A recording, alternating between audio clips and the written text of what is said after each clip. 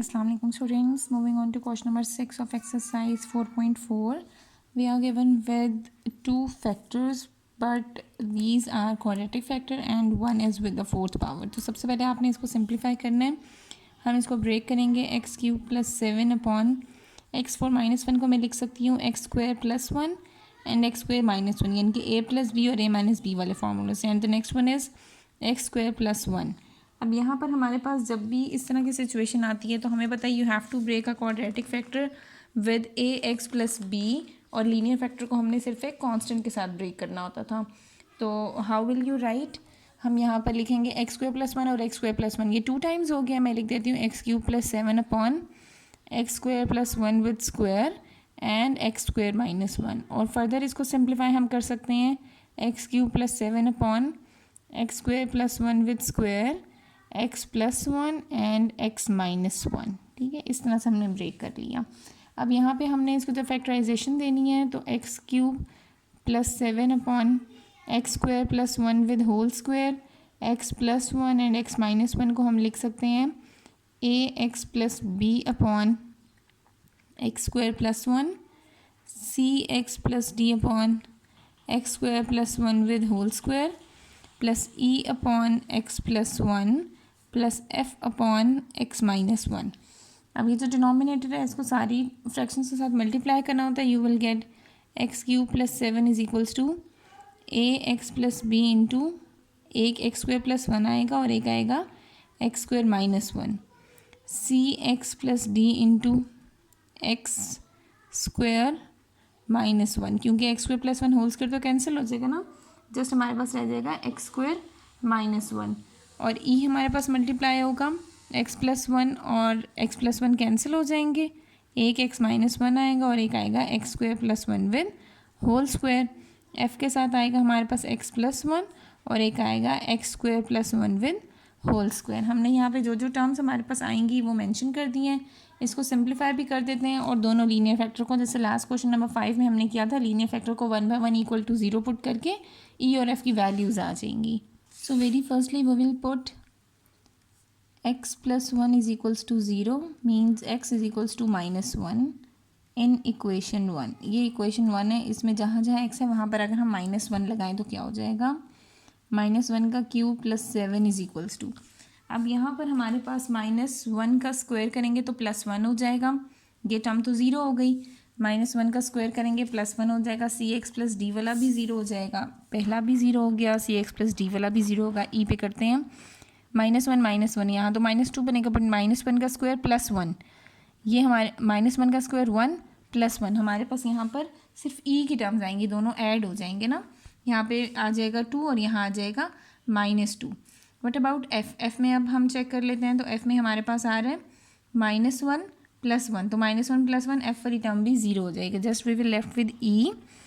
ई में आएगा minus one और माइनस वन का स्क्वायर प्लस वन स्क्वायर और एफ का ज़ीरो हो गया. माइनस वन का क्यूब, माइनस के ऊपर ऑड पावर है तो हमारे पास माइनस रहेगा, माइनस वन प्लस सेवन और यहाँ हो जाएगा e into minus two, one का स्क्वायर प्लस वन टू का square. Six is equals to e into minus two into four, ये हो गया हमारे पास माइनस एट ई और six upon minus eight is equal to e, ये हो गया minus two by four is equals to e. ठीक है, सॉरी थ्री टू ज़ा six and three four, sorry two three ज़ा सिक्स एंड टू फोर ज़ा eight. E की value आ गई. अब हम इसी तरह से एफ़ की वैल्यू फाइंड आउट कर लेते हैं सेकंड लीनियर फैक्टर को इक्वल टू 0 पुट करके. और सेकंड लीनियर फैक्टर हमारे पास है एक्स माइनस वन. अब हम करेंगे put X minus one is equals to 0 means X is equals to one in equation one. अब जहाँ जहाँ एक्स है वहाँ पर हमने प्लस वन लगाना है. यहाँ पे वन का cube plus seven is equals to A x plus B को हम मल्टीप्लाई कराएं अगर, तो हम चेक कर लेते हैं. अगर वन हो, नहीं वन माइनस वन ज़ीरो हो जाएगा, ये भी ज़ीरो ये भी ज़ीरो, वन माइनस वन ये भी ज़ीरो, हमारे पास सिर्फ आएगा ये सब ज़ीरो हो जाएंगे. जस्ट एफ रह जाएगा one plus one and one square plus one with square. One plus seven is equals to f into two का square. Eight is equals to f, two का स्क्वायर फोर, फोर टू ज़ा eight. हमारे पास f की value हम check कर लेते हैं. 8/8 इज इक्वल्स टू एफ और 1 is equals to F. F की वैल्यू आ गई हमारे पास इक्वल्स टू 1। अब हम इसको सिंप्लीफाई कर लेते हैं। सिंप्लीफिकेशन है इक्वेशन 1 की, यहाँ हम मेंशन कर देते हैं सिंप्लीफिकेशन ऑफ इक्वेशन 1। अब इक्वेशन 1 की जब हम सिंप्लीफिकेशन करते हैं तो हम यहाँ पे उसके सिंप्लीफाइड फॉर्म लिखते हैं। इस साइड पर है हमारे पास x³ + 7 is equals to ax + b। यहाँ पे लिखा हुआ है x² + 1 x² - 1, तो a + b a - b किसके इक्वल हो जाएगा? a² - b²। तो x² का स्क्वायर x4 - 1 cx + d में हो जाएगा हमारे पास x² - 1 ही, और e के साथ आप मल्टीप्लाई कराओगे x - 1 और साथ ये दिया हुआ है x² - 1 का +1 का स्क्वायर। फॉर्मूला बना देंगे a + b होल स्क्वायर, वो बन जाएगा x4 + 1 + 2x²। और f में होगा हमारे पास x + 1 और साथ हम मेंशन करेंगे फॉर्मूला x² + 1 का होल स्क्वायर, यानी कि a + b whole square, x4 + 1 + 2x²। ठीक है, अब यहाँ पर आ गया x³ + 7 और ये हो गया ax5 - ax + bx4 - b + cx³ - cx + dx² - d plus ई के साथ हम इस ब्रैकेट को पहले मल्टीप्लाई कर देंगे, फिर उसको नेक्स्ट स्टेप में लिख देंगे। ये बन जाएगा x5 + x + 2x³ - x4 - 1 - 2x²।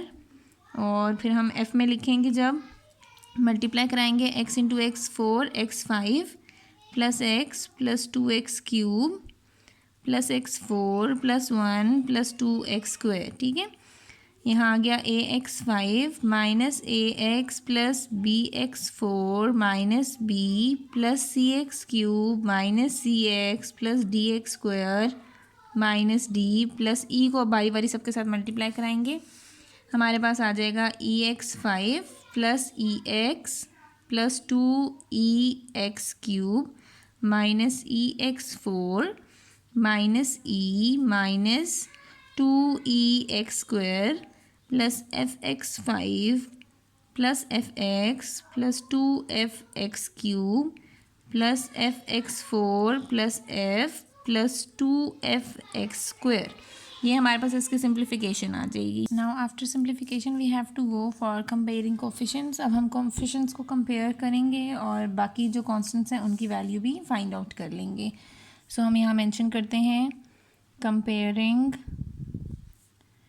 Coefficients. ठीक है, अभी हमारे पास वैल्यूज़ हैं ई और एफ़ की। अब हम नेक्स्ट जब कोफिशिएंट्स को कंपेयर करेंगे, we will start with the highest degree, और हाईएस्ट डिग्री है x5।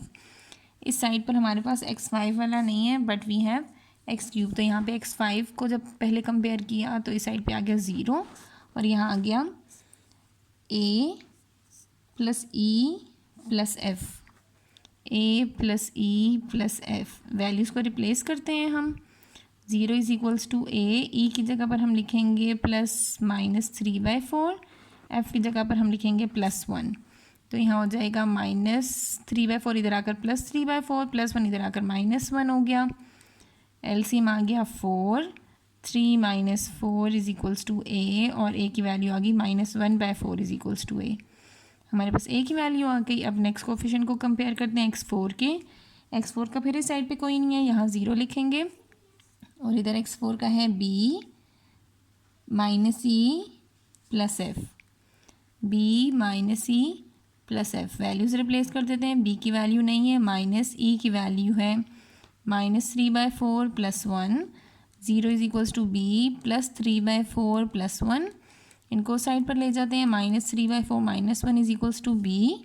यहाँ हो गया 4 - 3 - 4 इज इक्वल्स टू b। हमारे पास आ गया -7/4 is equals to b। a की वैल्यू भी आ गई, b की वैल्यू भी आ गई with the two coefficients. x5 भी हो गया, x4 भी होगा। x³ को कंपेयर करते हैं। यहाँ x³ के लिए हमारे पास है 1, क्योंकि x³ का कोफिशिएंट यहाँ 1 है ना, कुछ नहीं है तो 1 होगा। और इस साइड पर हमारे पास है c + 2e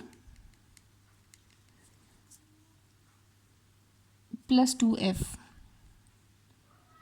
2f हमने इनकी वैल्यू सब फाइंड आउट करनी है। जब हम इसको अब सिंप्लीफाई करेंगे, वैल्यूज़ को रिप्लेस करके c + 2e की जगह पर आ जाएगा -3/4 और f की जगह पर आ जाएगा 2 × 1। c -6/4 + 2, इनको उधर ले जाते हैं। 1 + 6/4 - 2 = c। एलसीएम आ जाएगा 4 + 6 - 2 = c। 10 - 2 8/4 = c, और ये आ गया 2 = c।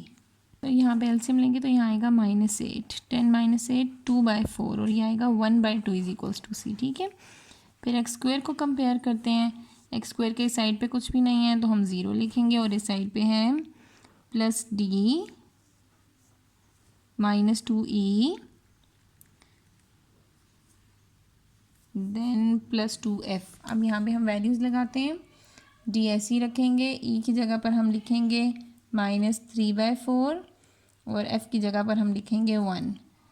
d + 6/4 + 2 इस साइड पर ले जाएंगे। -6/4 - 2 = d, और एलसीएम आ जाएगा इसका 4।